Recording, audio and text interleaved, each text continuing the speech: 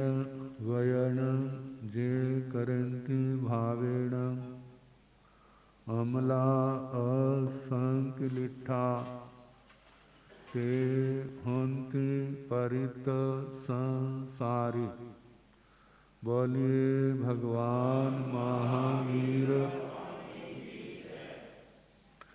पावन चरित गुरुदेव जी बंधु मन वच काय भव सागर को तरण में करो हमारी सहाय। जिन शासन जिन वाणी सदा जयवंत हो, श्रवण संग सदा अविचल मंगल हो। मुक्ति को प्राप्त श्रमण भगवान महावीर स्वामी उनकी परम पावन कल्याणी भागवती वाणी वाचक प्रमुख श्री इंदर भूति गौतम आदि गणधर भगवंत युग प्रधानाचार्य परम पूज्य श्री सुधर्मा स्वामी जी महाराज उनकी परम पावन पाठ परंपरा वर्तमान आचार्य ध्यान योगी परम पूज्य श्री शिव मुनि जी महाराज एवं गुरुजन सबके पावन चरण सरोजों में मेरा अनंत अनंत बार वंदना नमस्कार। उपस्थित धर्म प्रेमी सज्जनों, माताओं तथा बहनों, 9 तत्व, उसमें संबर तत्व 10 श्रमण धर्म और उसमें संयम 7वां भेद बताया था। पाप से बचना, पाप से बचने का नाम संयम। एक पाप ऐसा है जिससे व्यक्ति बच नहीं सकता, एक पाप ऐसा है प्रयास करे तो बच सकता है। कहते जिससे आप नहीं बच सकते उसको अभी किनारे कर दो, जिससे बच सकते हैं उससे तो बचना चाहिए। बचते हैं लाभ है, नहीं बचते हैं तो प्रमाद है। नहीं बचते हैं, बच सकते हैं, नहीं बचते हैं तो प्रमाद है। जितना प्रमाद करेंगे उतना साधना का जो स्तर है, जिसको लेवल कह देते हैं, उतना नीचे आ जाएगा। जितना बचेंगे उतना साधना का स्तर ऊपर बढ़े। अब कल बता रहे थे 17 प्रकार का संयम। यदि किसी को पृथ्वी काय के जीवों की का बोध है तो जहां देखेगा तो जो तो जानकार है बचने का प्रयास करेगा, जिसको धर्म रुचि है। जिसको नहीं जानकारी या थोड़ी जानकारी है, कहते ये तो हमारे वास्ते खुला ही है। क्या है? ये तो हमारे वास्ते खुला ही। तो यत्न पूर्ण रूप से रखना ये उत्सर्ग मार्ग है। अब आप कितना बच सकते हैं? जैसे भारत में अनेक वर्ण हैं, आप लोगों को इतना काम नहीं पड़ता, तभी पड़ता है जब मकान बनाना ऐसा हो। इसके अलावा तो ऐसी संभावना नहीं है। लेकिन जो कृषक हैं, खेतीबाड़ी करने वाले हैं, उनका तो रोज का काम है। वो तो नहीं पूर्ण रूप से बच सकते, उनको रोज करना पड़ता है। लेकिन वो अनर्थ दंड का त्याग, अनावश्यक जिसकी नहीं है उससे बचना, वो उसका संयम है। पूर्ण रूप से आजीवन त्याग करना ये तो साधु जीवन का लक्ष्य है। तो पृथ्वी का संयम, पृथ्वी काय के मिट्टी है जिन जीवों का शरीर, उनकी हिंसा से बचना, पृथ्वी काय संयम। अप काय संयम, पानी का, कच्चा पानी, जैसे हमारी चेतना है ऐसे वहां भी पानी के बिना निर्वाह भी नहीं। साधु की अपनी मर्यादा है, कैसे बचना। गृहस्थ के लिए अनावश्यक अनर्थ पानी की हिंसा से बचना, वो क्या है, अपकाय संयम। ऐसे अग्नि का प्रयोग का सर्वथा त्याग, और एक अनावश्यक का त्याग, जिसकी जरूरत नहीं उसका त्याग। अनावश्यक का त्याग करता है तो काफी बच जाता है। ऐसे वायु का, हवा, उनमें भी तो चेतना है, जो विज्ञान निर्ग्रंथ प्रवचन में मिलेगा, और कहीं ढूंढोगे वहां नहीं मिलेगा। इसलिए इस धर्म को मानने वाले जब ऊपर जाते हैं तो उनकी उड़ान बहुत ऊंची पहुंच जाती है। दूसरों का ज्यादा से ज्यादा पंचमा देवलोक है। गौशाला भगवान के पास रहा था तो उसकी समझ आई थी कोई, तो 12वें देवलोक तक जा सकते हैं, उससे आगे नहीं। जो निर्ग्रंथ प्रवचन की आराधना करने वाले श्रावक 12वें तक पहुंच जाते हैं। साधु 5 69 विमानों तक पहुंच जाते हैं इसी संयम के कारण से। और जिनके सारे कर्म क्षय हो जाते हैं वे सिद्ध गति को भी पा जाते हैं। तो वायु का संयम, हवा, जानते हैं ये तो जीवन का आधार है, इससे कैसे बचोगे। रोटी के बिना रह सकते हैं, पानी के बिना कितने दिन निकल जाएंगे, लेकिन हवा के बिना 1 मिनट भी सर्कल खत्म हो गया ना, सारी दुनिया बदल जाएगी केवल 1 मिनट। कहते कुछ देर के लिए हवा का सर्कल बदला था, एकदम ऐसा स्ट्रोक आया, बस उसको लेके गया। बाद में कितनी हवा पंप देते रहो। ये जीवन का क्या है, आधार है। कहते हैं जैसे अग्नि जलती है ना, दीवा जलता है, उसको जलने के लिए 2 आधार तो कम से कम चाहिए। एक तो दीवा तो होना ही चाहिए, उसको नहीं गिना।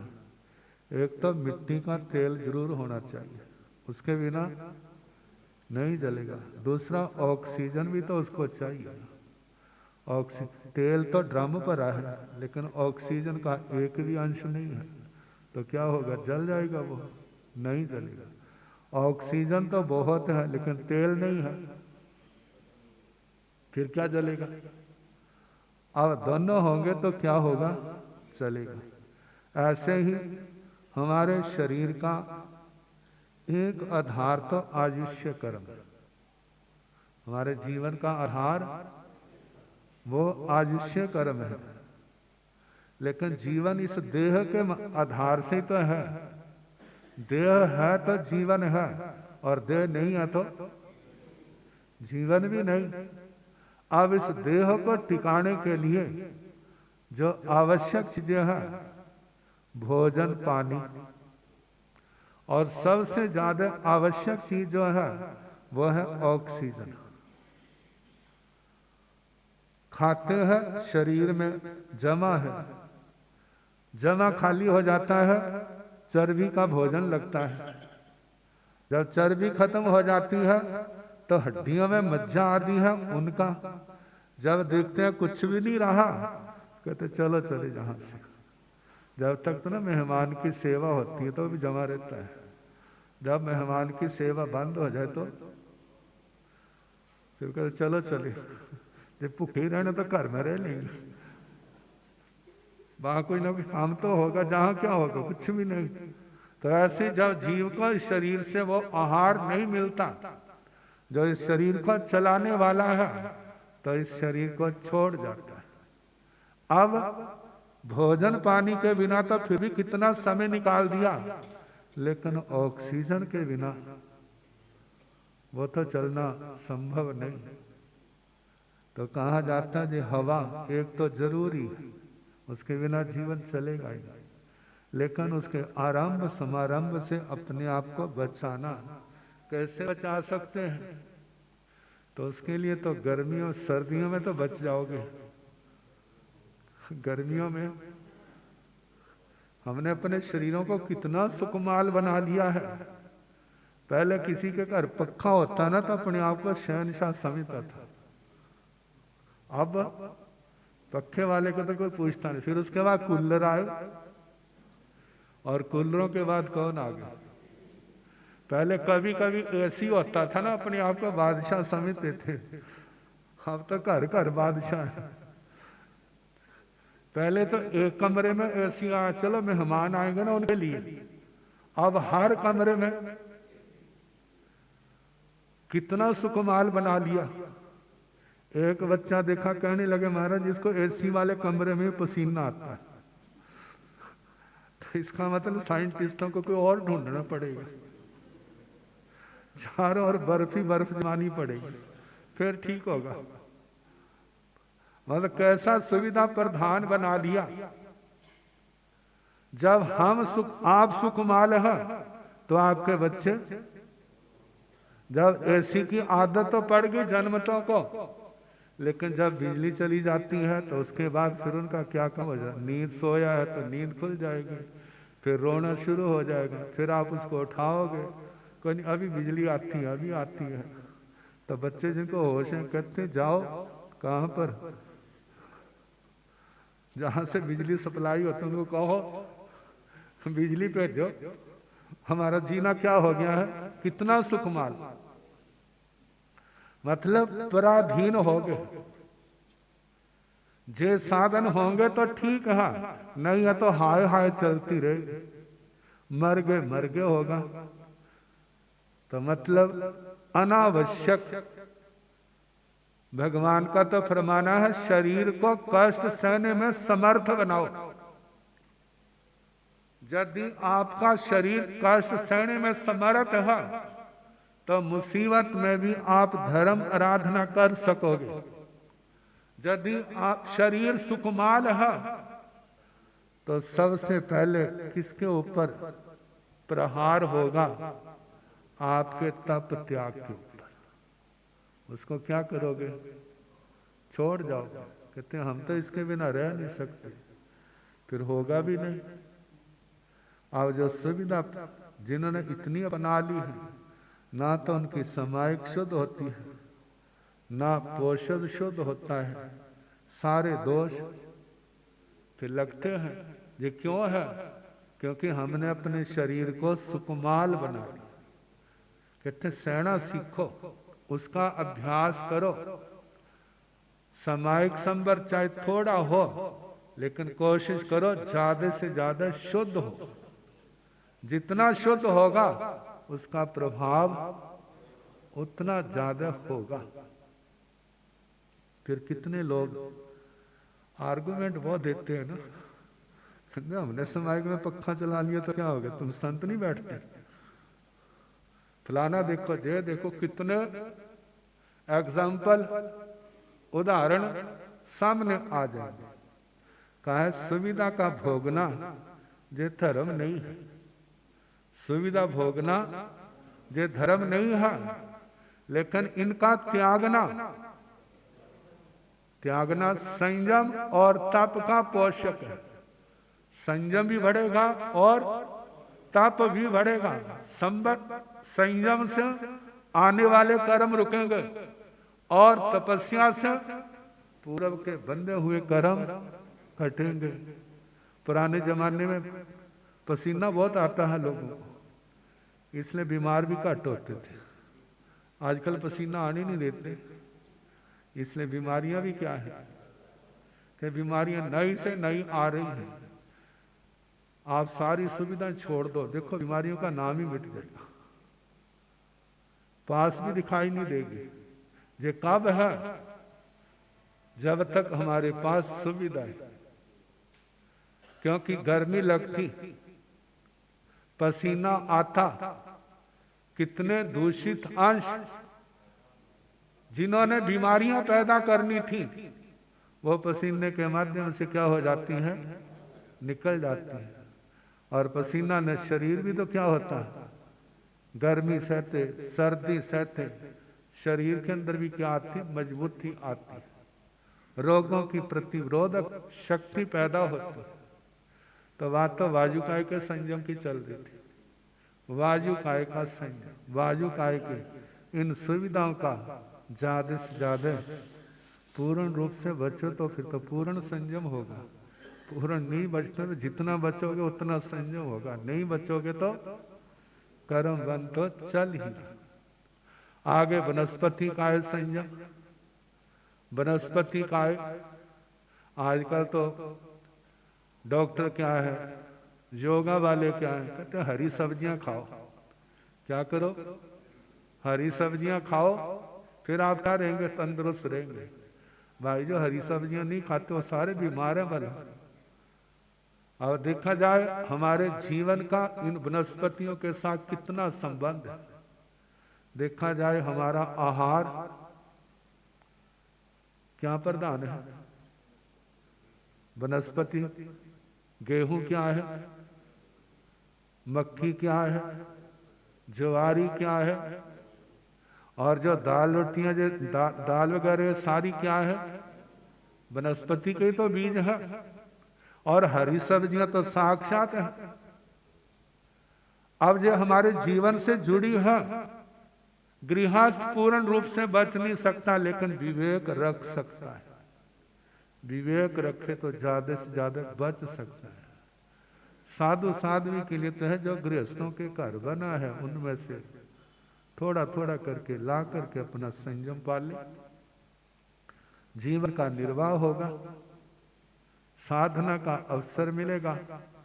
श्रावक श्राविकाओं को साधु साध्वियों की सेवा का अनमोल लाभ मिलेगा। साधु अपनी साधना के द्वारा तरेगा, गृहस्थी सेवा के द्वारा तरेगा।